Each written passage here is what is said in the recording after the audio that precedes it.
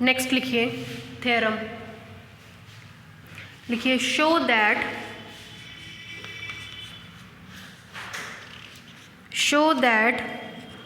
The Christoffel symbols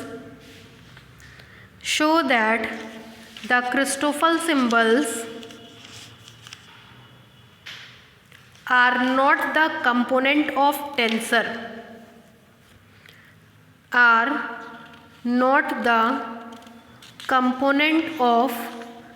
tensor, लगा लीजिए most important.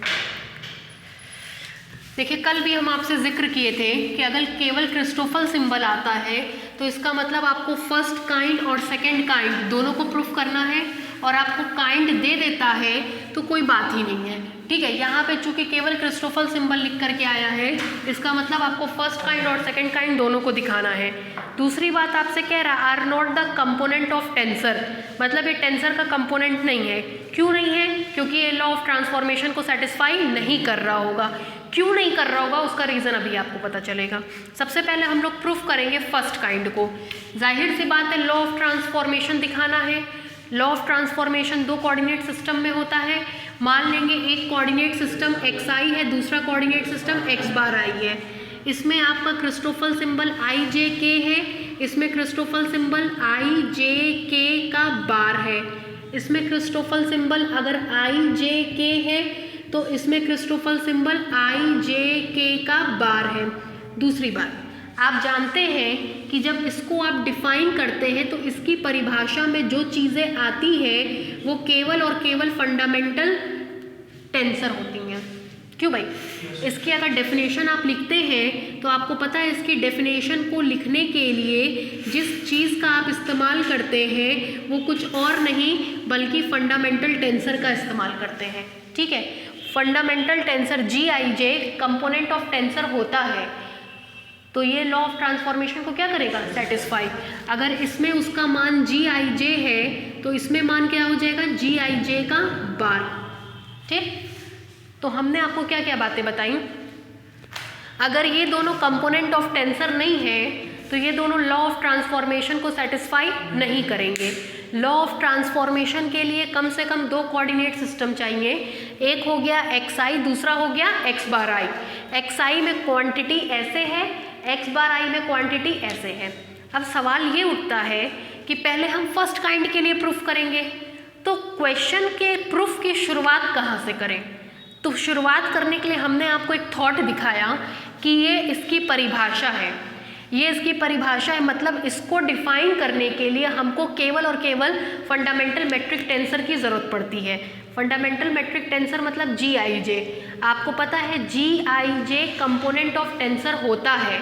अगर Gij कंपोनेंट ऑफ टेंसर है तो ये लॉ ऑफ ट्रांसफॉर्मेशन को क्या करेगा? सेटिस्फाई। Gij इसमें कंपोनेंट है, G बार ij इसमें कंपोनेंट है, तो हम इसके लिए लॉ ऑफ ट्रांसफॉर्मेशन लिख सकते हैं। अब आपकी सोच डेवलप हुई कि क्यों हम इस तक पहुँचे।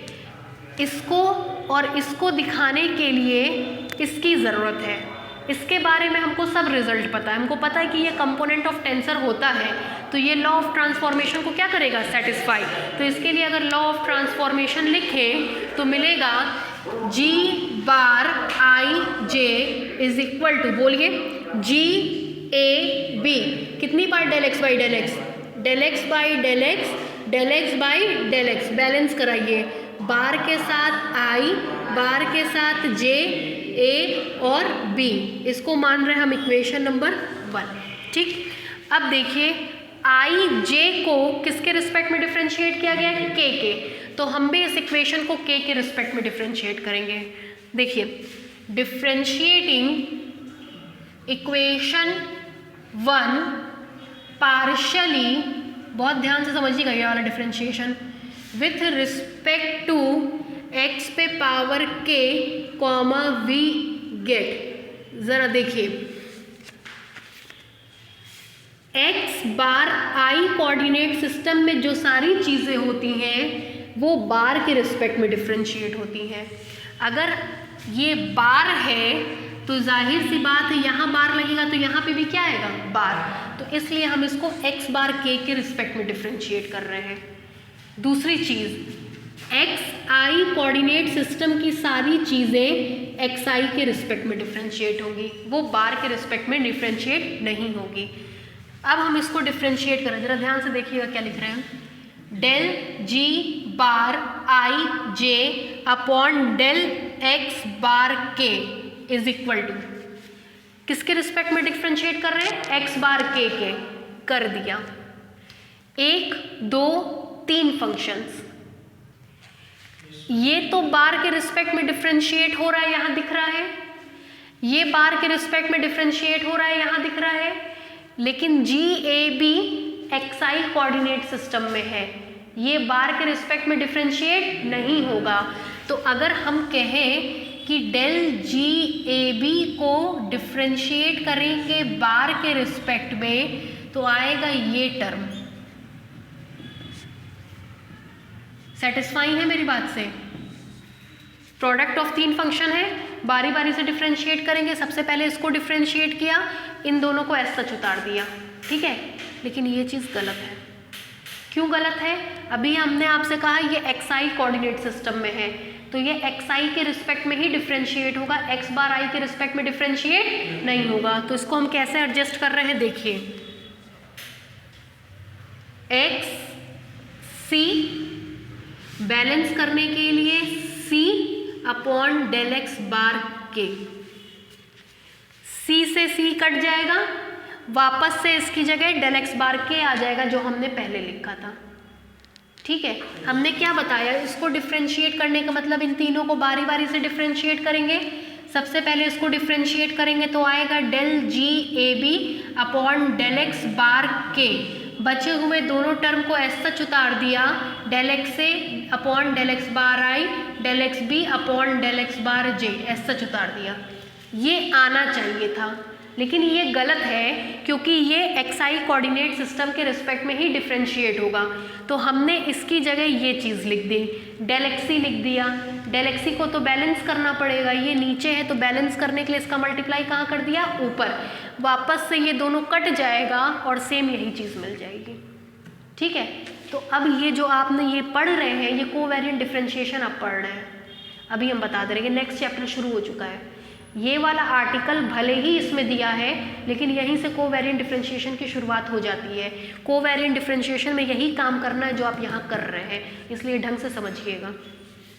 ये xi में है, xi के रिस्पेक्ट में डिफरेंशिएट होगा, इसके रिस्पेक्ट में डिफरेंशिएट नहीं होगा। तो जैसे पार्शियल डिफरेंशिएशन में हम करते थे वही काम किए हैं, इसके रिस्पेक्ट में डिफरेंशिएट कर दिए, बैलेंस करने के लिए इसका ऊपर मल्टीप्लाई कर दिए और नीचे वापस से यही टर्म आ गया। क्लियर? फर्स्ट फंक्शन हमारा डिफरेंशिएट हो गया।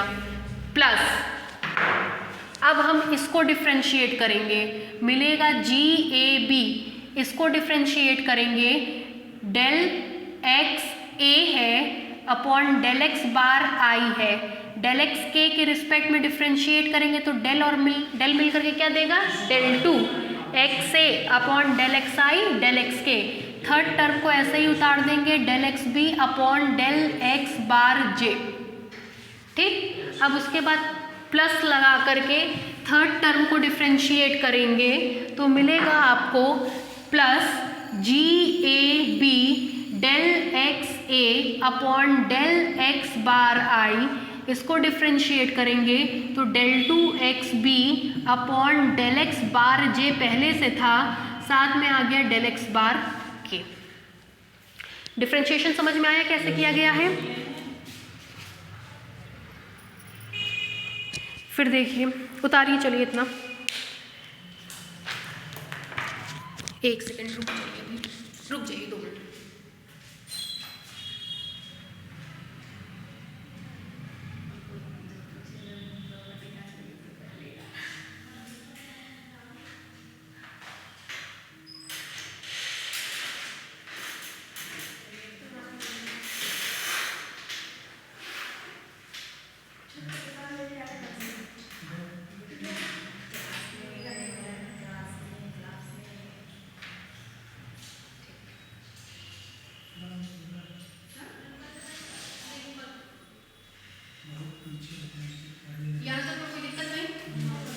रहे हैं ना। अब देखिए, अब हम आगे और क्या कर रहे हैं और क्यों कर रहे हैं, ध्यान दीजिएगा। अभी हम आपको मेंशन कर रहे थे कि आई जे के का जो फॉर्मूला होता है वो होता है डेल जी आई जे, 1/2 हटा देंगे अभी ना, del ji I J upon del x के प्लस डेल जी आई के upon del X J minus del जी जे के अपॉन डेल एक्स आई, यही होता है। लीजिए, आपकी खुशी के लिए हमने 1/2 भी लगा दिया, ठीक है। अब देखिए, del ji I J upon del x के बार लगा दीजिए, बार लगाएंगे सब पे बार आ जाएगा, ठीक। Del G bar I J upon del x bar के हमको मिल गया। अब हमको इन दोनों की ज़रूरत है, इन दोनों की ज़रूरत है के लिए हम क्या करेंगे, आई जे के का साइक्लिक परम्यूटेशन लेंगे। साइक्लिक परम्यूटेशन क्या होता है समझिए, कहते हैं आई जे के की जगह, आई जे के की जगह जे के आई ले लो, आई जे के की जगह जे के आई ले लो और फिर के आई जे ले लो। तो इसी इक्वेशन में, जिसको हमने इक्वेशन नंबर 2 माना है, आई जे के की जगह एक बार ये वाला चेंज करेंगे और फिर आई जे के की जगह एक बार ये वाला चेंज करेंगे। इसको बोलते हैं टेकिंग साइक्लिक परम्यूटेशन। ये अब से शुरू होगा और आगे तक आएगा, जब तक आप कोवेरिएंट डिफरेंशिएशन पढ़ेंगे तब तक आएगा, ठीक है। अब देखिए, इस इक्वेशन में हम कर रहे हैं taking cyclic permutation of indices I, j, k in equation 2, we get। चलिए भाई, साइक्लिक परम्यूटेशन लीजिए, मिलेगा डेल जी बार आई की जगह जे, जे की जगह के, आई की जगह जे, जे की जगह के अपॉन डेल एक्स बार के की जगह आई, ठीक है, इज इक्वल टू, बोलिए, del G.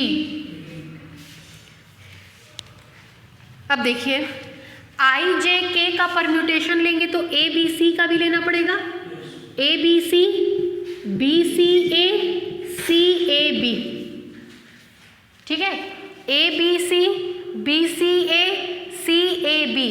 A B C की जगह एक बार ये पुट करेंगे और एक बार ये पुट करेंगे, ठीक, करवाइए, बोलिए, डेल जी ए की जगह बी, बी की जगह सी, सी की जगह ए, डेल एक्स ए की जगह बी, आई की जगह जे, बी की जगह सी, जे की जगह के, वेरी गुड, सी की जगह ए, के की जगह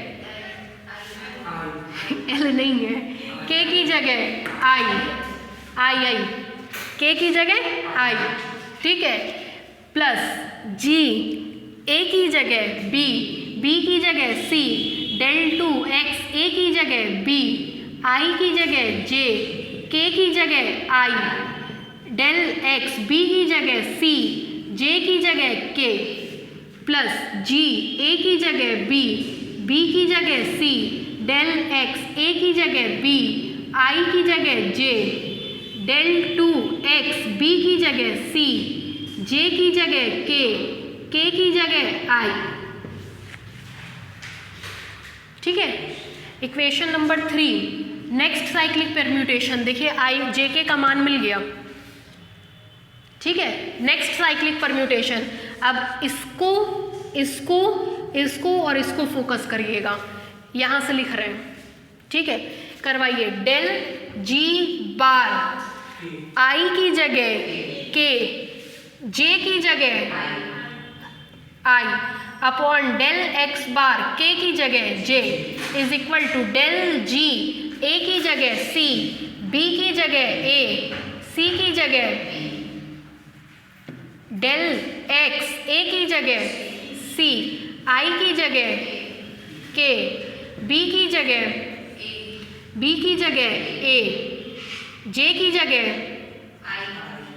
जे की जगह आई, सी की जगह बी, के की जगह जे, प्लस जी ए की जगह सी, बी की जगह ए, डेल टू एक्स ए की जगह सी अपॉन डेल एक्स बार आई की जगह के की जगह जे, डेल एक्स बी की जगह A upon del x bar जे की जगह आई।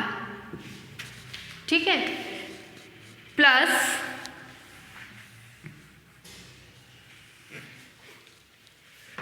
कराइए जी ए की जगह सी, बी की जगह ए, डेल एक्स ए की जगह सी, आई की जगह के, डेल टू एक्स बी की जगह ए, हाँ यहाँ से सब लिख रहे हैं, बी की जगह ए, ठीक है, जे की जगह आई, के की जगह जे, इक्वेशन नंबर 4। ठीक है, हमेशा चेंज इसी में करेंगे, साइक्लिक परम्यूटेशन पहले ही वाले से बनता है। ठीक है, आगे बढ़िए। अब देखिए, अब हमको ये ढूंढना है कि किस इक्वेशन में से किसको सब्सट्रैक्ट करना है, लेकिन आपकी बुक में एक स्टेप गायब है, इसलिए बुक से डेरिवेशन बच्चों को समझ में नहीं आता है, और हम आपको लिख के दे सकते हैं, कोई भी टीचर नहीं कराता है ये स्टेप जो हम करा रहे हैं। इसीलिए बुक का या किसी और टीचर का पढ़ाया हुआ ये वाला डेरिवेशन आपको कभी नहीं समझ में आता है, कभी नहीं मतलब कभी नहीं। क्या अब हम करने चल रहे हैं, देखिए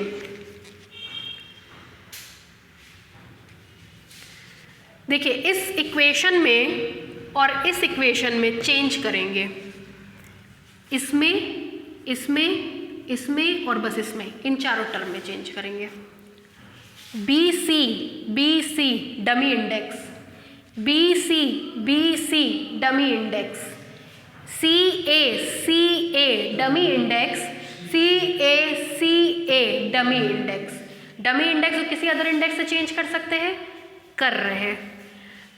इस एक्सप्रेशन को कोशिश करेंगे ये बनाने की, इस एक्सप्रेशन को भी कोशिश करेंगे ये बनाने की। इसको अगर ये बनना होगा तो इस वाले समीकरण में b की जगह a करना पड़ेगा और c की जगह b करना पड़ेगा। ठीक, इसको कोशिश करेंगे ये बनाने की तो c की जगह a करना पड़ेगा और a की जगह b करना पड़ेगा, c की जगह a करना पड़ेगा और a की जगह b करना पड़ेगा। देख लीजिए, ये किसी भी बुक में नहीं दिया गया है। इसके बाद डायरेक्टली आपकी बुक में घटा पटा के लिख दिया है, रिजल्ट कहाँ से आया बच्चे नहीं जानते हैं, कहीं नहीं दिया गया है। ये जो स्टेप अब हम करा रहे हैं, क्या बोले हैं, इन दोनों इक्वेशंस में बी सी ये सी ए और सी ए डमी इंडेक्स चेंज करेंगे। अब चेंज हम कैसे सोचेंगे, कहेंगे इसको हम ये बनाना चाहते हैं, तो ये तभी बनेगा जब b की जगह a, c की जगह b होगा, और ये तब बनेगा जबकि c की जगह a और a की जगह b होगा। ठीक है, करवाइए। आएगा del g bar J K upon del x bar i is equal to, इसमें नहीं कर रहे हैं, del g B C upon del x a del x B upon del x bar J, del x C upon del x bar K, del x A upon del x bar I, plus बोलिए वहाँ से कराइए change, G B की जगह ए, C की जगह B, del two x B की जगह ए अपॉन डेल एक्स, ये कम्यूटेटिव लॉ सेटिस्फाई करता है, डेल एक्स जे, ठीक, into del x B upon del x bar K, plus G B की जगह ए, सी की जगह बी, डेल एक्स बी की जगह ए और सी की जगह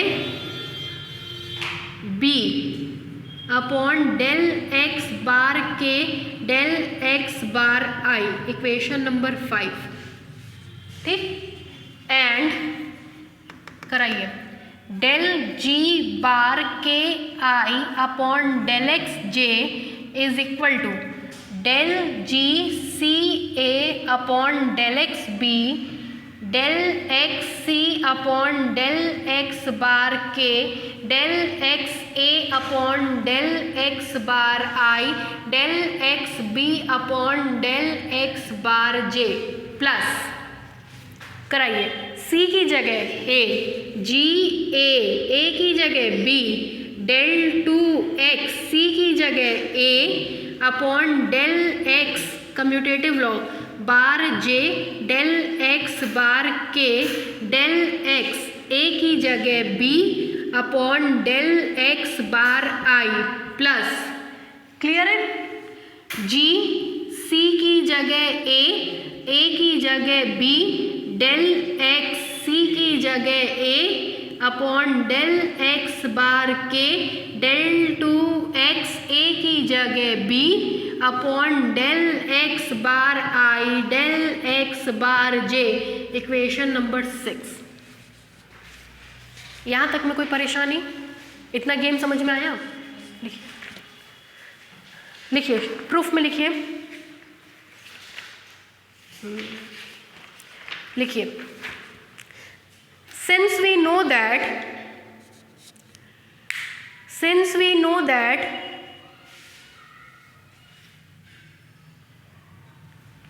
fundamental metric tensor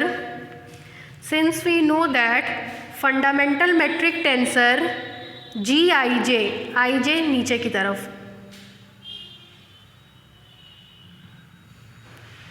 since we know that fundamental metric tensor Gij नीचे की तरफ, Gij is a component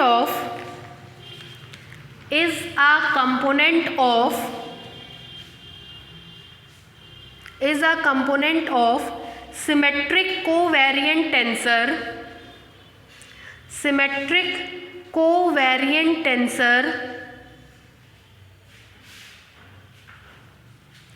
of second order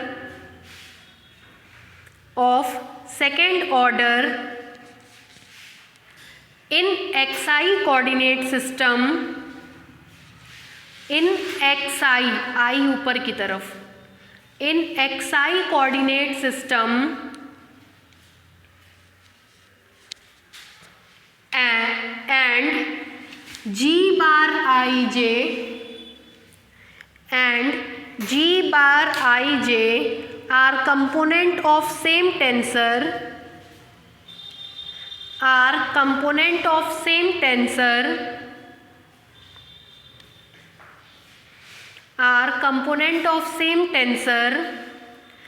in x bar I coordinate system, in x bar I coordinate system,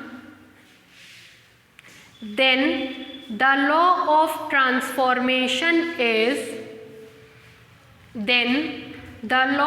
of transformation is,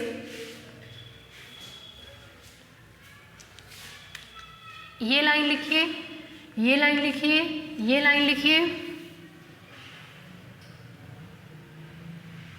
equation 2 तक उतारिए, फिर हम बता रहे हैं, शुरुआत से इक्वेशन 2 तक उतारिए।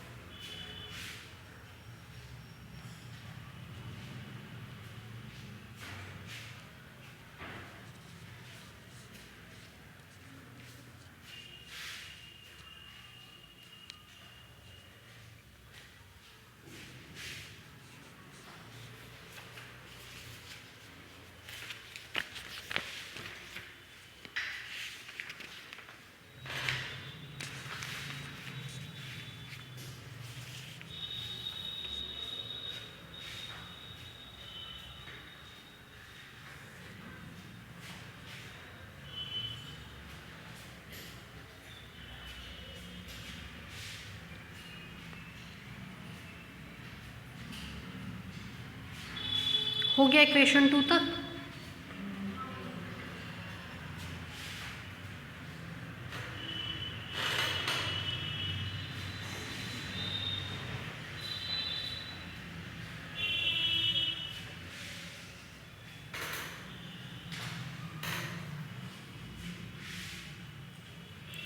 इक्वेशन 2 तक करके बताइएगा।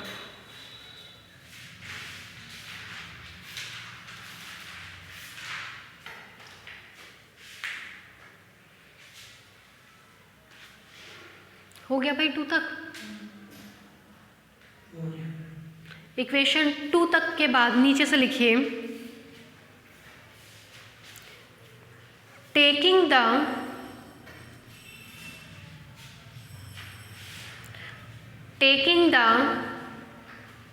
cyclic permutation,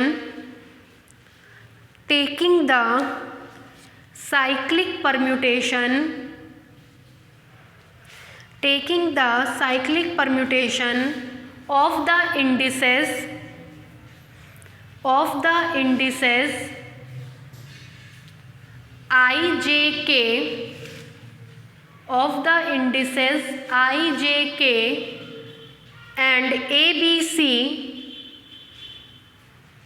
ijk and ABC in equation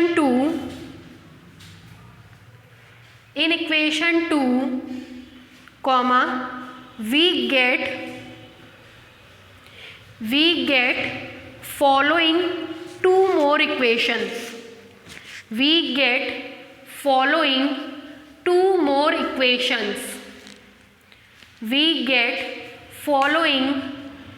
more equations. Equation number 3 और इक्वेशन नंबर 4 उतारिए। ये मत लिखिएगा, ऑपरेशंस मत लिखिएगा, ये अभी हम लिखवाएंगे, ठीक है। ये दोनों मत लिखिएगा। साइक्लिक परम्यूटेशन वाला ये रहा, आई जे के, पकड़िए, आई जे के आई के आई जे, ठीक है। मतलब आई जे के की जगह जे के आई और के आई जे लिखा जाता है, लेकिन ये दोनों ट्रांसफॉर्मेशन इसी इक्वेशन में होता है, ठीक। फिर है ए बी सी, फिर बी सी ए, फिर सी ए बी। इसमें भी ये दोनों ट्रांसफॉर्मेशन केवल और केवल इसी इक्वेशन में होता है।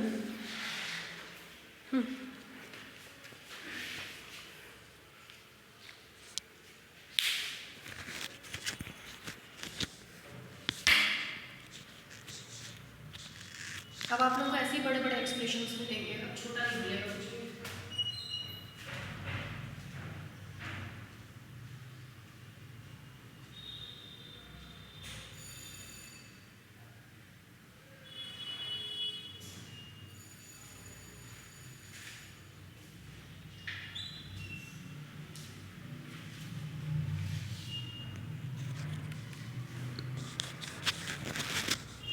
फोर तक उतारिएगा।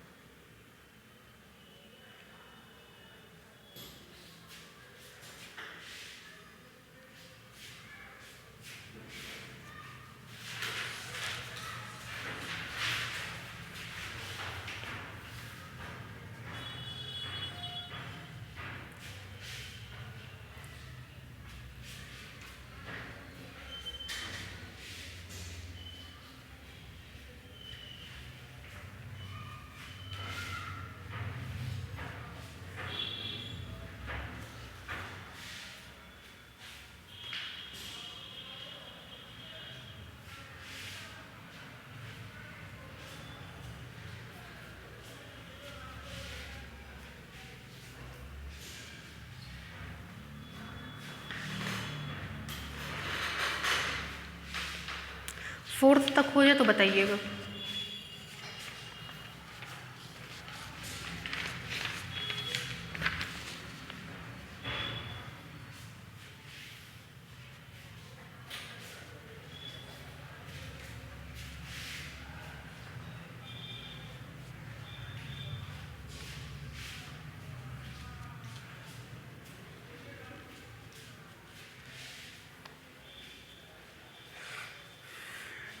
हो गया भाई?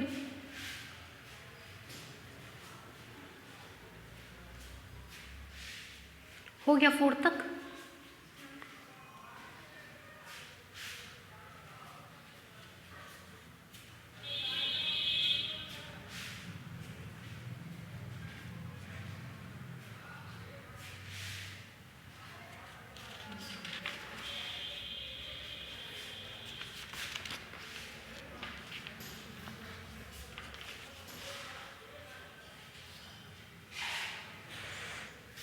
हो जाए तो बताइए भाई।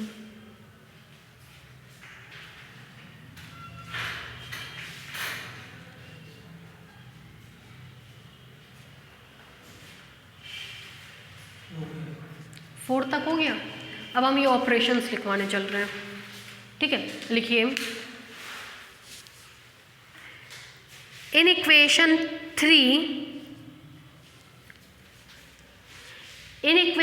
3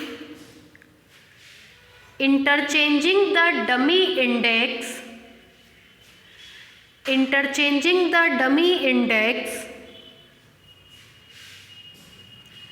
B and C, interchanging the dummy index B and C by B tends A, C tends B, B tends A, C tends B in last two terms of RHS, in last two terms of RHS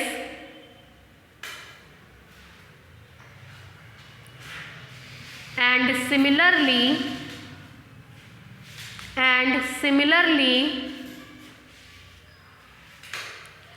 in equation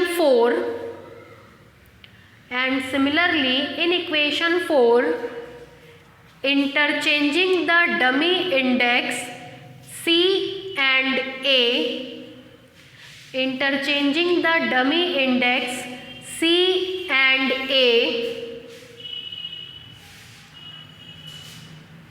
by C and A by C tends to A, A tends to B,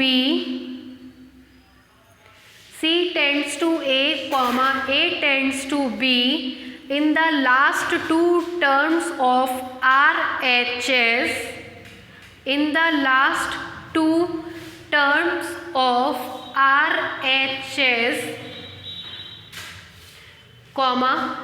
it takes the form as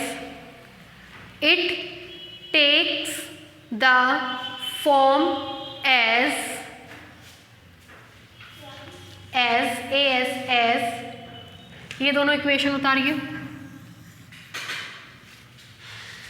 equation number 5, equation number 6।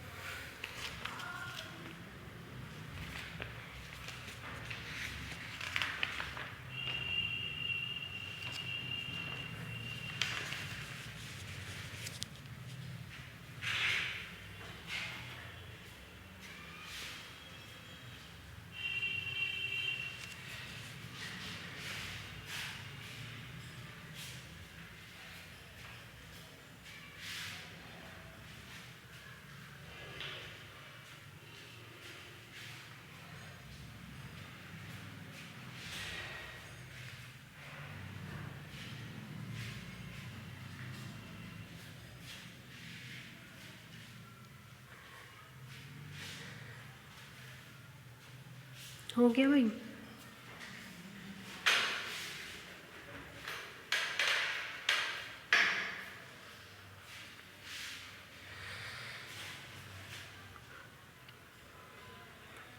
हो गया?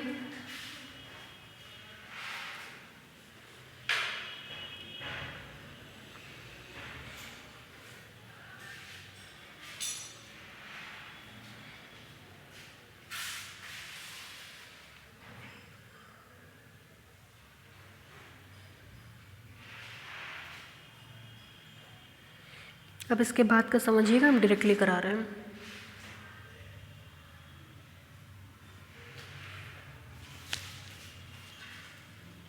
हो गया भाई? देखिए,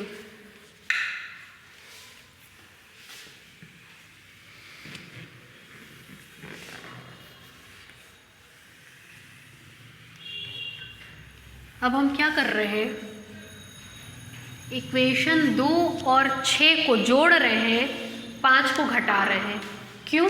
क्योंकि आई J के की definition होती है del ji I J upon del x के प्लस डेल जी आई के upon del X J minus del जी जे के अपॉन डेल एक्स आई।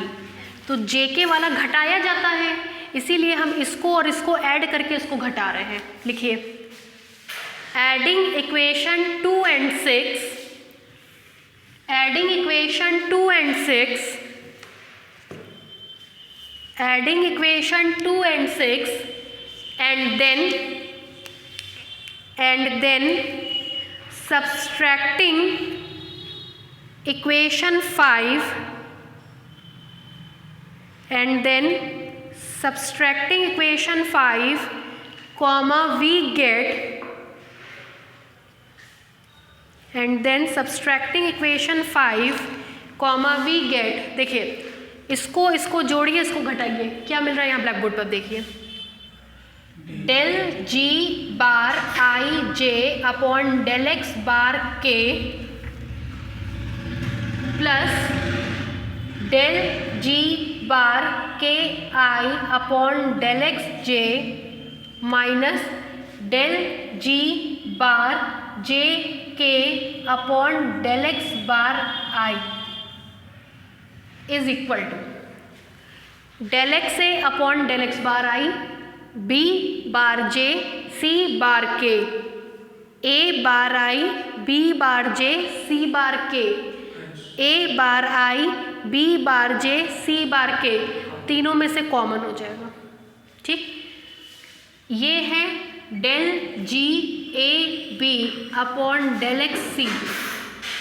ये देखिए, ए बार I B bar J C bar K, A bar I B bar J C bar K, A bar I B bar J C bar के, तीनों में common है। ये बाहर हो जाएगा, तो इसको इसमें जोड़ना है, तो del G A B upon del x C plus del G C A upon del x B minus del G B C upon del x A. ठीक, कॉमन टर्म को बाहर निकाल रहे हैं, del x A upon del x bar I, del x B upon del x bar J, del x C upon del x bar K. ठीक, इसको जब घटाएंगे तो ये साइन भी माइनस हो जाएगा, ये साइन भी क्या हो जाएगा, माइनस। देखिए किससे किससे कट रहा है, जी ए के साथ आई जे, ए के साथ आई जे, ढूंढिए कहाँ है,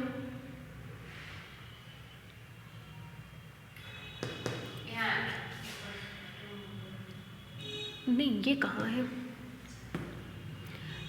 ए के साथ आई जे, रुके हम बता रहे हैं, देखिएगा, जी ए बी डमी इंडेक्स है, इंटरचेंज कर दीजिए, बी ए बी ए, ठीक, सिमेट्रिक होता है, वापस से ये क्या हो जाएगा, A B, G A B del x B upon del x bar K, del two X A del X I del X J, ये टर्म इससे कैंसिल। ठीक, फिर देखिए ए के साथ जे, इसको देखिए या इसी को देखिए, ए बी डमी इंडेक्स है, ए बी डमी इंडेक्स की जगह बी ए कर दीजिए, ए बी डमी इंडेक्स है, बी ए कर दीजिए। ठीक, सिमेट्रिक होता है, वापस से ए बी हो गया। ठीक, G A B del x A del x bar J, del two x B del x bar I del x bar I del x bar K, ये टर्म इस टर्म से कैंसिल हो गया। ठीक, ये और ये बच गया जी ए बी, देखिएगा डमी इंडेक्स बी ए, या एक काम करिए इसको यही रह लीजिए, ये ए बी ही रह लीजिए, इसको देखिए dummy index B A, dummy index B A, symmetric होता है A B, G A B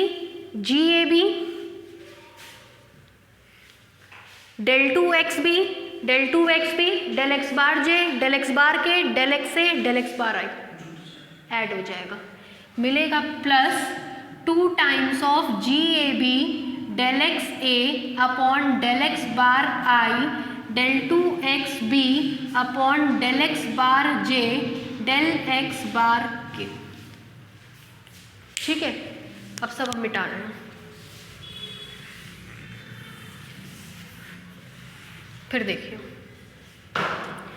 1/2 से डिवाइड कर दीजिए, मिलेगा 1/2 del G bar I J upon del x bar K plus del G bar K I upon del x bar J minus del G bar J K upon del x bar I is equal to 1/2 del G A B upon del x C plus del G C A upon del x B minus del G B C upon del x A, तीनों term del x A upon del x bar I del x B upon del x bar J del x C upon del x bar K plus G A B del x A upon del x bar I del two x B upon del x bar J del x bar K. ठीक है, ये B है। ठीक, इसकी परिभाषा Chronicle delta I J K is equal to, sorry Christoffel symbol I J K, इसकी परिभाषा Christoffel symbol A B C del x A upon del x bar I del x B upon del x bar J del x C upon del x bar K. अगर केवल इतना आता तो आपके सामने है लॉ ऑफ ट्रांसफॉर्मेशन सेटिस्फाई कर जाता। तीन इंडेक्स बार के साथ तीनों नीचे, बार के साथ तीनों ऊपर, लेकिन बदकिस्मती देखिए ये भी आ रहा है plus G A B del x A upon del x bar I del two x B upon del x bar J del x bar के।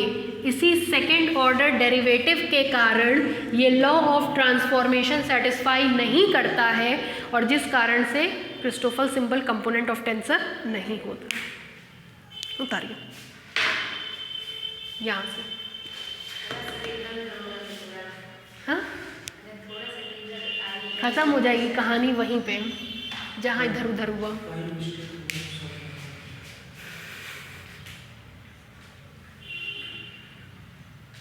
कोई पूछे क्रिस्टोफल सिंबल क्यों नहीं होता है कंपोनेंट ऑफ टेंसर, तो कहिएगा इसका लॉ ऑफ ट्रांसफॉर्मेशन लिखते तो सेकेंड ऑर्डर पार्शियल डेरिवेटिव आता है, सेकेंड ऑर्डर पार्शियल डेरिवेटिव, जिस वजह से ये कंपोनेंट ऑफ टेंसर नहीं बनता है।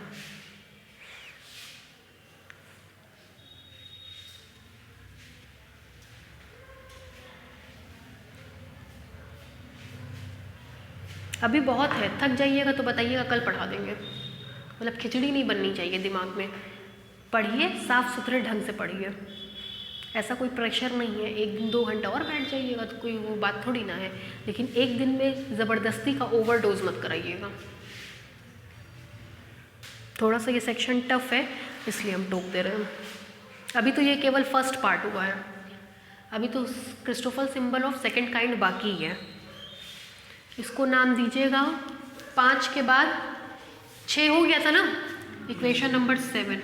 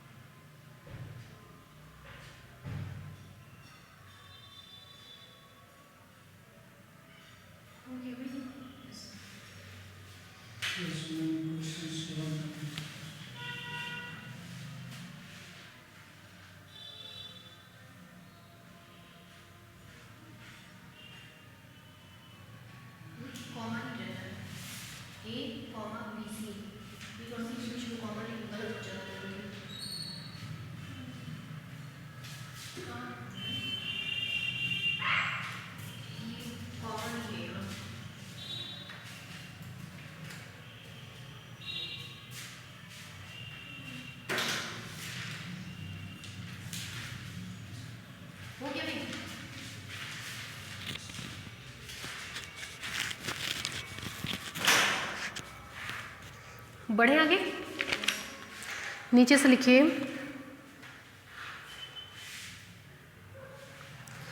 7th के नीचे से लिखिए due to, due DUE, due to TO2 second order partial derivative, due to second order partial derivative, due to second order partial derivative on RHS in equation 7, on RHS in equation 7, comma, it follows that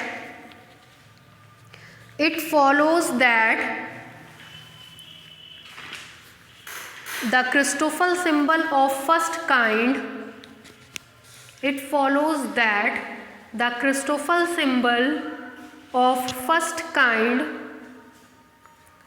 the Christoffel symbol of first kind is not the component of tensor, is not the component of tensor। ठीक है, अब आपको पता है कि जब हम second type की बात करते हैं तो सेकेंड टाइप और फर्स्ट टाइप में केवल एक ही चीज़ का अंतर होता है, इसका,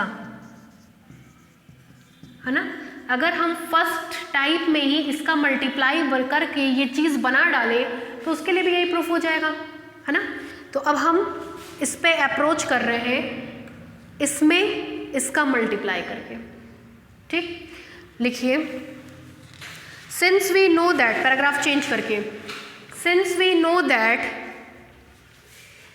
GIJ, since we know that GIJ, IJ ऊपर की तरफ लिखिएगा, देखिए मल्टीप्लाई ऊपर वाले में हो रहा है ना, तो IJ ऊपर लिखिएगा। Since we know that GIJ, IJ ऊपर की तरफ आर द कंपोनेंट ऑफ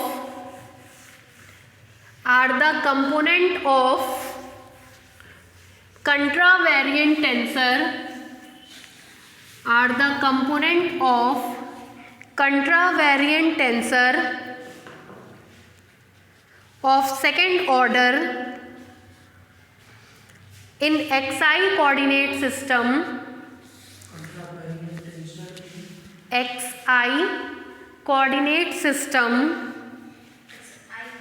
हाँ आई पर रहेगा, in xi coordinate system and G bar ij, ये लिखा है, and G bar ij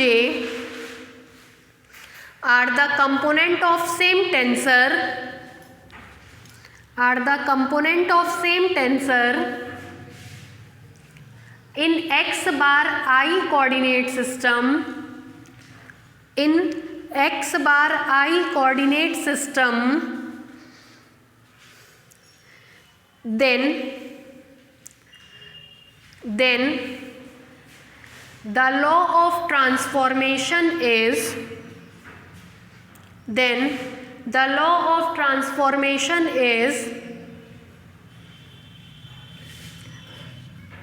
h को हटाते हैं तब आई आता है, तो आई को हटाएंगे तब नया इंडेक्स आएगा।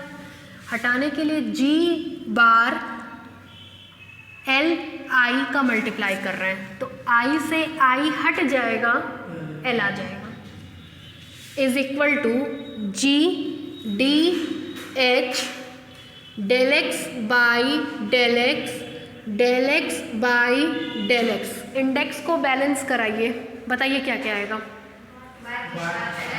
बार के साथ L, बार के साथ I ऊपर आएगा, बार के साथ L, बार के साथ I, बिना बार के साथ D और बिना बार के साथ H।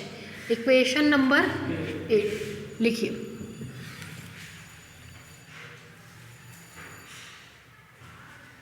यहाँ पे सारे इंडेक्स नए हैं, यहाँ पे एक इंडेक्स मैच खा रहा है, आप यहाँ पे PQ भी ले सकते हैं, ठीक है। सारे इंडेक्स नए हैं।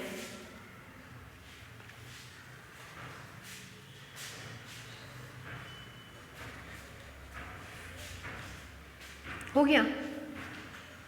ये लाना है, ये लाने के लिए इन दोनों का मल्टीप्लाई करना पड़ेगा, तो इन दोनों का भी क्या करेंगे, मल्टीप्लाई करेंगे। ठीक है, multiplying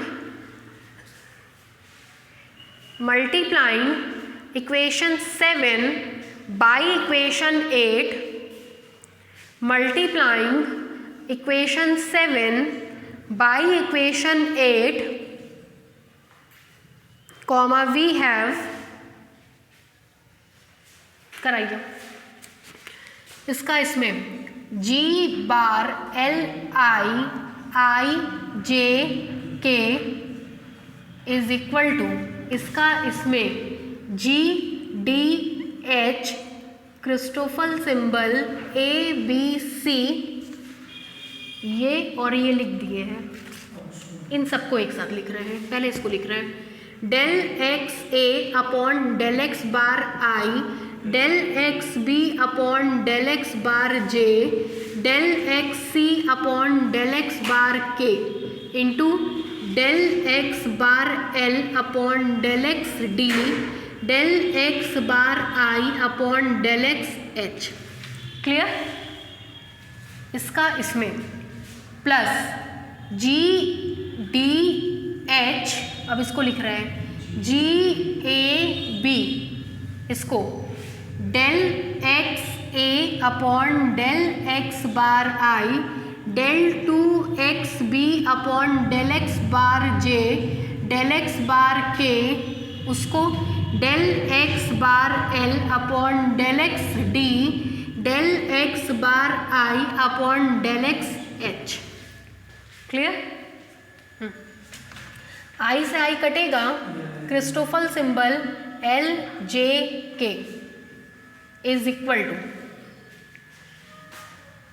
ji D H A B C, I से आई कटेगा, Chronicle delta A H del x B upon del x bar J, del x C upon del x bar K, del x bar L upon del x D, plus I से I कटेगा, G D H G A B, Kronecker delta A H del x bar L upon del x D, del two x B upon del x bar J, del x bar K. ठीक, this implies L J K bar is equal to, H से H कटेगा, G D A, बाद में A B C, del x B upon del x bar J, del x C upon del x bar K, del x bar L upon del x D, plus A से A कटेगा, H आएगा, G D H G H B, del x bar L upon del x D, del two x B upon del x bar J, del x bar के। Clear? Next देखिए,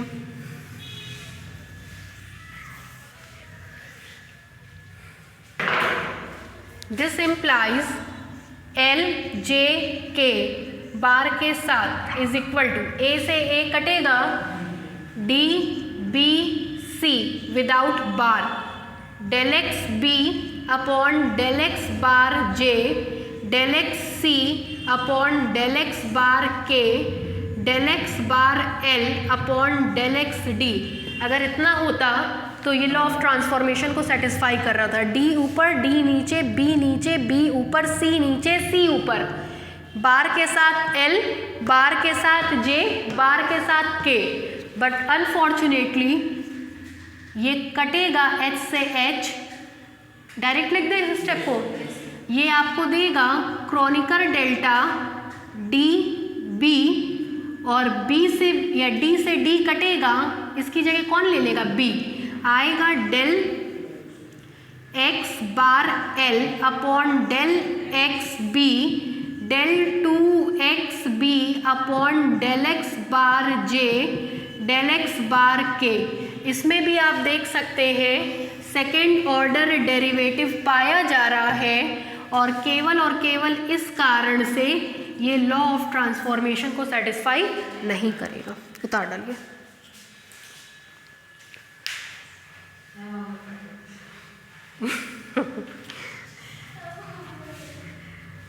चलिए ये complete करिए इतना।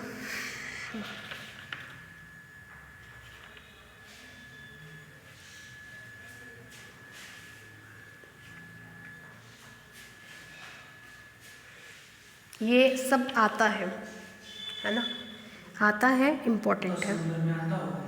अरे कितनों में भी है, क्या करना तो पड़ेगा ही।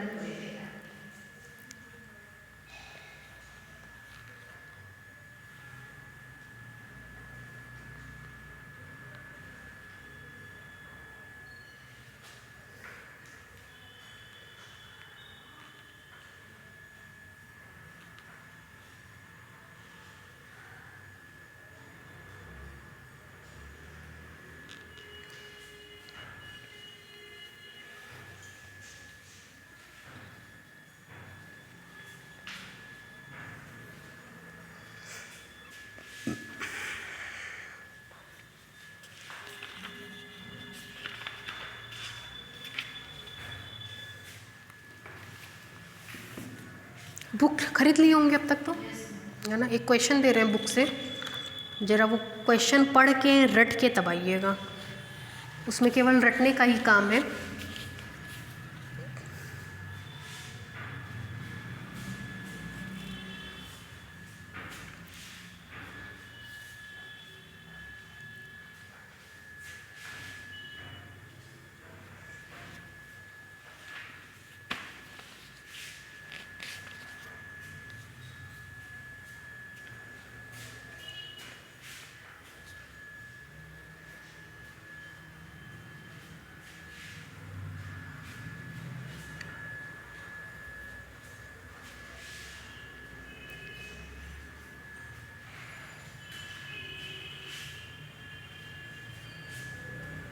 अब इसी लेवल के डेरिवेशंस आपको नेक्स्ट चैप्टर में मिलेंगे, कोवेरिएंट डिफरेंशिएशन में। होता कुछ नहीं है, लेकिन जरा सी मिस्टेक सब खत्म कर देती है।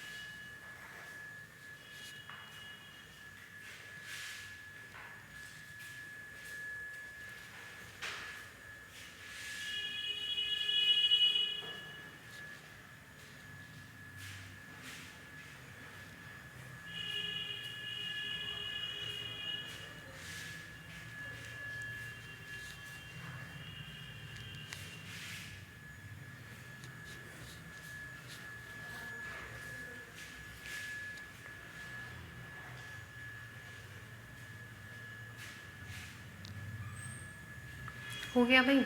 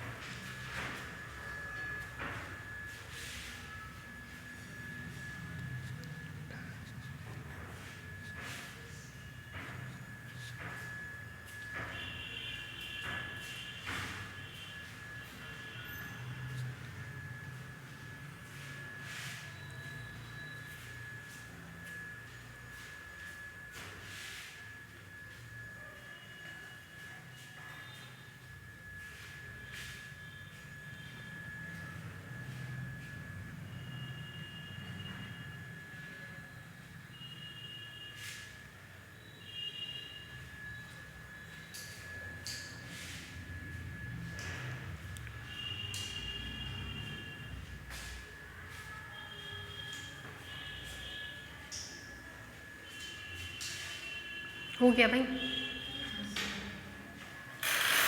बोले।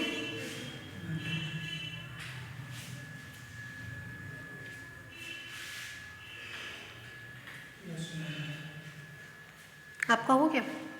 लिखिए, due to second order partial derivative, due to second order partial derivative term, due to second order partial derivative term, due to second order partial derivative term on the right hand side of equation 9, on the right hand side of equation 9, on the right hand side of equation 9, comma, it follows that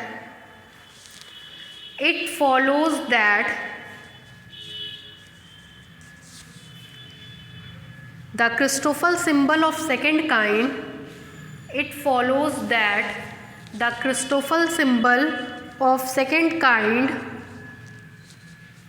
the Christoffel symbol of second kind are not the component of tensor. The Christoffel symbol of second kind are not the component of tensor.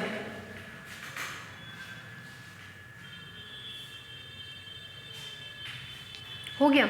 एक question बोल, हाँ, component of tensor, ठीक है, ये final ख़त्म। अब दो छोटे छोटे क्वेश्चंस हैं, वो हम कल कराएंगे। एक क्वेश्चन लिखिए, उस क्वेश्चन में बेसिक चीज़ें आपको याद करने की है, ठीक है, बुक में एग्जाम्पल में दिया है, देख के कर लीजिएगा, ठीक। लिखिए, मेरी पुरानी बुक है, हम बोल ज़रूर देंगे, लेकिन आपको हो सकता है आगे पीछे कुछ करके मिले। लिखिए, calculate the non vanishing, calculate the non-vanishing Christoffel symbol, calculate the non-vanishing Christoffel symbol of second kind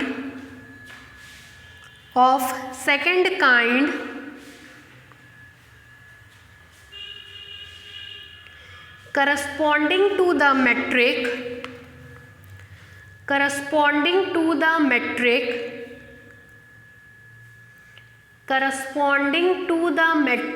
नीचे से लिखिए, ds square is equal to dx1 का square plus x1 square dx2 का square plus x1 square sine square x2 dx3 का square.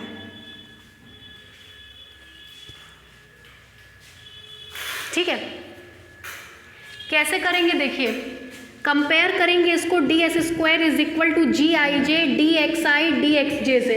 जैसे ही compare करेंगे g11 का मान मिलेगा, g22 का मान मिलेगा, g33 का मान मिलेगा, ठीक। फिर आपको पता है कि g11 का मान 1/g11 के मान के बराबर होता है, g22 का मान 1/g22 के मान के बराबर होता है, g33 का मान 1/g33 के मान के बराबर होता है, बाकी सब ज़ीरो, तो इसमें भी बाकी सारे के सारे क्या हो जाएंगे, ज़ीरो, ठीक। फिर देखिए, इस क्वेश्चन के सॉल्यूशन में आपको ये बताया है कि नॉन वैनिशिंग क्रिस्टोफल सिंबल कौन कौन से होते हैं, मतलब वो कौन कौन से क्रिस्टोफल सिंबल हैं जिनका मान ज़ीरो नहीं आता है, मतलब जो वैनिश नहीं करते, वही मेन याद करने वाला है। इनके हिसाब से 122, 133, 212, 233, 313 और 323, ये 6 क्रिस्टोफल सिंबल ऐसे हैं जो नॉन वैनिशिंग है, मतलब जिसका मान ज़ीरो नहीं आता है। इसके अलावा जितने भी क्रिस्टोफल सिंबल्स बनेंगे सबका मान ज़ीरो होगा। These 6 Christoffel symbols are non vanishing, तो इन्हीं 6 का बस मान आप निकालेंगे और लिख देंगे कि बाकी सब वैनिशिंग है, ठीक है। यही इंपॉर्टेंट चीज़ इसमें है। मेरे में पेज नंबर 44 पे दिया गया है, ठीक है, एग्जाम्पल नंबर 2 है, आप लोग अपनी बुक में ढूंढ लीजिएगा और ज़रूर से कर लीजिएगा। दिया है, सब दिया है बुक में, सोल्यूशन में दे रखा है, ठीक है। तो उसको पढ़ लीजिएगा, कर लीजिएगा, ठीक है। बाकी नेक्स्ट चलते हैं।